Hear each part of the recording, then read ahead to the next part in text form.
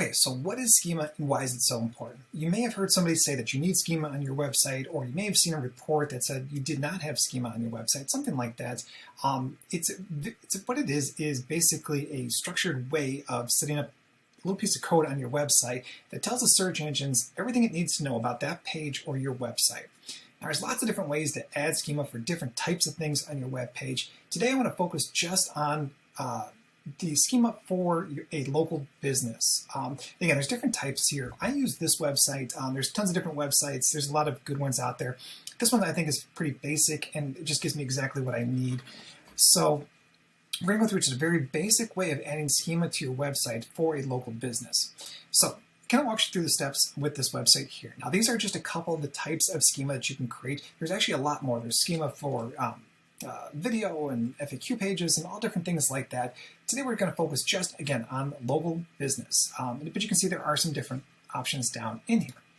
So now as you choose that, now it gives you a bunch more options to go ahead and fill in, and you'll start to see why this is so important and the type of information that you're putting into this. First, you want to choose the type of local business that this is. Now, not every type of local business is in here, so you have to try to find something that's as close to what you have as possible. So let's say we do web development. I can type in web, and there's just nothing in here for this. So there are things like, let's see here.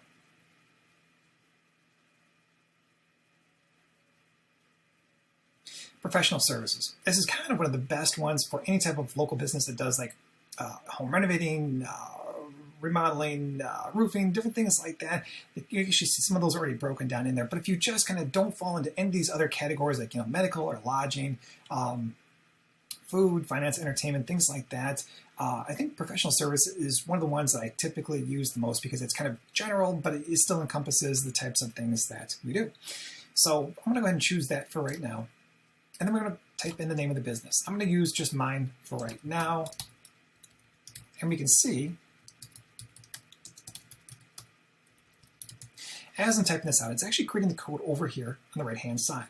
You don't need to understand how to use this code. If you don't know how to add it to your website, we're going to talk a little bit about that at the very end. But worst case, you just want to copy that information and then send it off to somebody who can add it to your website in the proper way. So let's go ahead and continue filling this out here. Let's say, we want to put the full URL to your website here. So you're going to want to put that full HTTPS:// all that kind of fun stuff. Extra URL, we don't really need any other ones in there right now. This would be maybe if you had a subdomain or something like that. So maybe if I had clients.finepointdesign.com, then I'd want to put that in there if I want to create that schema for that as well. But in most cases, you want to just do your home page right here.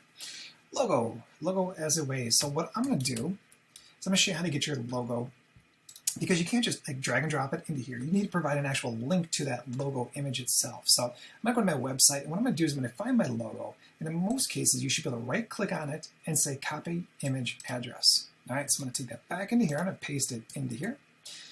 Now it gives you the option to add an image that represents your business. So just for this case right here, I'm going to use, I don't care, let's use this guy. Again, I'm going to right-click on it, Copy Image Address. Let's go ahead and paste that into there. Description, that's something that you probably want to get from your maybe your about page or something like that. Maybe it's on your home page, but just get a real brief explanation. I'm just going to use this, again, just for kind of testing purposes here. You can see I put that in there. I didn't see that actually populate on the right-hand side. I'm not sure why that's not there. There we go. There's our description and our address. Again, we're going to put our full address in there. You can see all that's populated on the right-hand side, looking great, looking great. Latitude, let's talk about how to get that. It's kind of a fun one. So if I go to maps.google.com and I put in my address here, oops.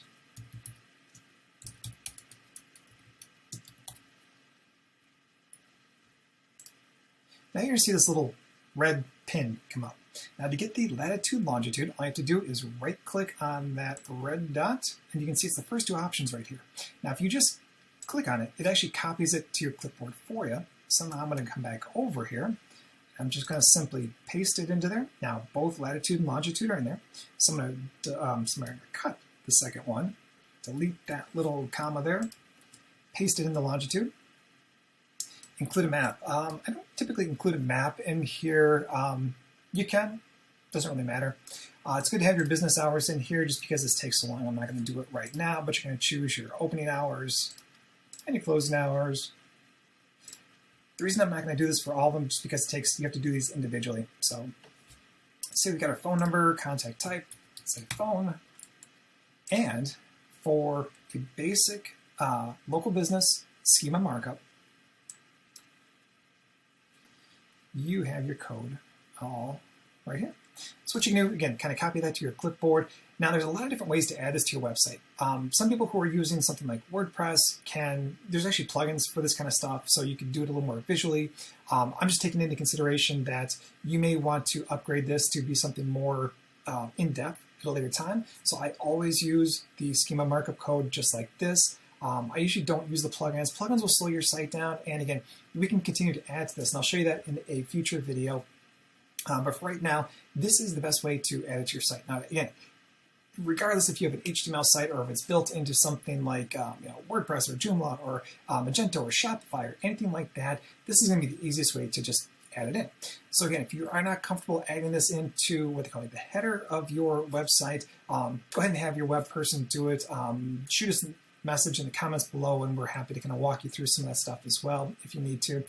But this is the copy. You put this into there, and when the search engines start to hit your web page, they're going to read through all this and say, oh, wow, this is the website, this is the logo, this is the information about the company, the location, the hours, again, the latitude, longitude. It knows so much about that. What that's going to do is it's going to help you with your Google business profile. So when you're doing a search, let's say, Flyer near me, you have a better chance of showing up in the map area right here because it's gone through and said, okay, this address and location jives within their Google business account as well as on their website. So they must be a good solution for somebody doing a search for that service in that area. Again, have any questions? Go ahead and drop them in the comments below. We're happy to help out. But we will also be coming back with a more advanced way of doing this in a later video. Stay tuned.